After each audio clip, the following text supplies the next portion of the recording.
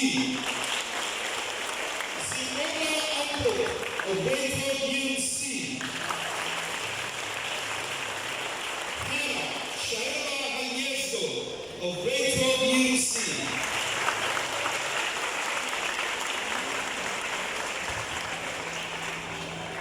Aaron Van Orbano of Grade 11 UCA.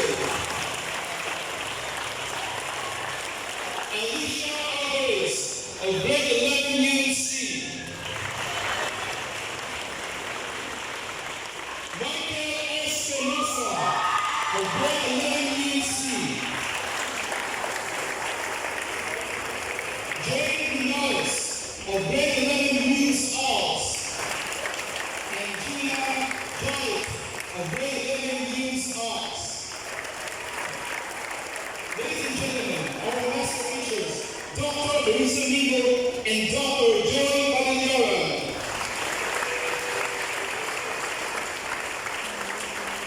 Our school, Assistant School Principal, Dr. Jesselina Imrola.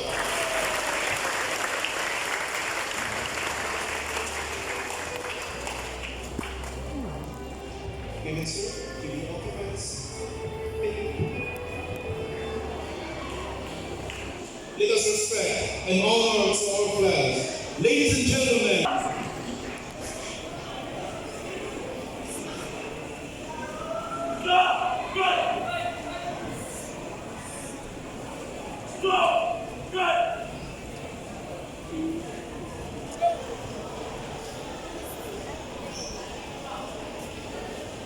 Bit kanan, bit kaliwa, kan!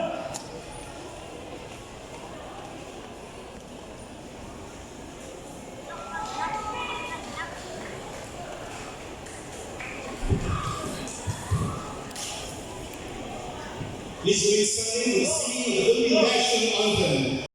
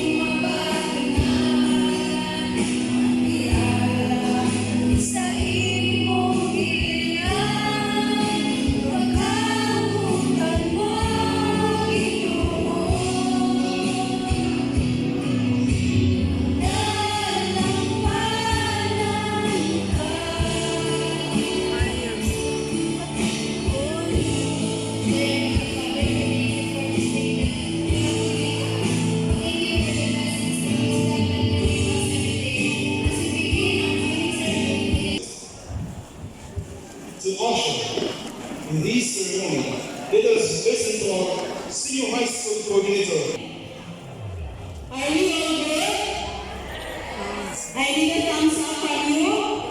Parents, dear parents and students, thank you. What about those who are having fun? Are we all good and excited? Okay, I know the parents have been waiting for this event, diba? You came here very early. Alright. It is with great joy and honor that I, on behalf of this administration, welcome you on this momentous event. The pinning ceremony is actually the second pinning ceremony of the Humanities and Social Sciences strand. As we gather this milestone of our senior high school students, okay, who will become our future social scientists, our future educators, our future writers, and our future change makers. Okay, who are your children? I know that you're very excited for this. This pinning ceremony symbolizes a commitment.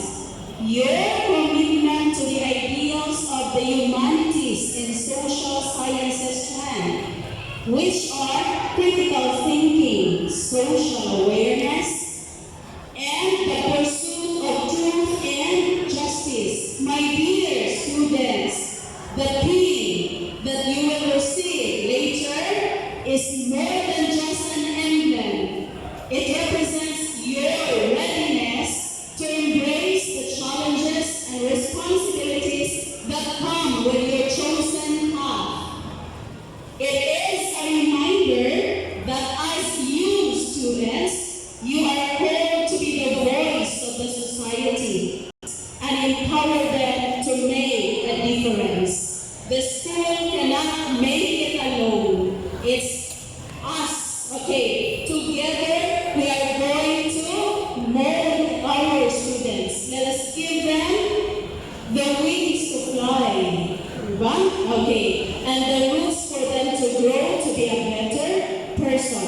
Let this ceremony inspire all of us to uphold the values of service, integrity, and excellence. My dear parents, learners, and colleagues in this institution, I welcome all of you in this special occasion and congratulations in advance to our youth students and youth teachers, especially our work immersion teacher. Okay. Good afternoon. Now, the most significant moment of this ceremony has come. We are welcome our master teacher, Dr. Teresa Mingo, immersion coordinator, for the endorsement of work immersion students. A round of applause, please. Summit School Principal, presenting to you the 204 work immersees from Humanities and Social Sciences who already completed the academic requirement for work immersion. 25 from Alternative System. 46 UMS 12A. 42 from UMS 12B. 33 from UMS 12C, and 37 from UMS 12D. Ma'am, they are now ready for confirmation for work immersion on February 17 until February 28, 2025. Jessica M. Rona, the Assistant School Head, representing the Secondary School Principal 3, Sir Gerson B. Guerrero, do hereby declare for your work immersion. Congratulations!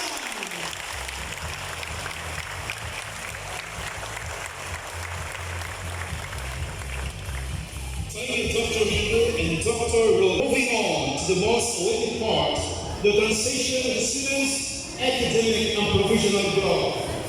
Our accomplished students will now receive their well-deserved nameplate for the pinning ceremony. In behalf of our school principal, Dr. Gerson Guerrero, Dr. Jeselinda Lola, will designate the nameplate. House. Alvaro Manuel Kabakulan, Belgier J. Mark, Dorano Princess May,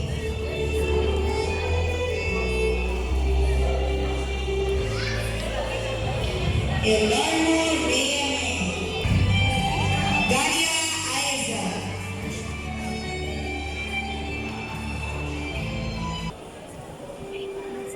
Thank you. Ladies and gentlemen, it is with great pride and honor to present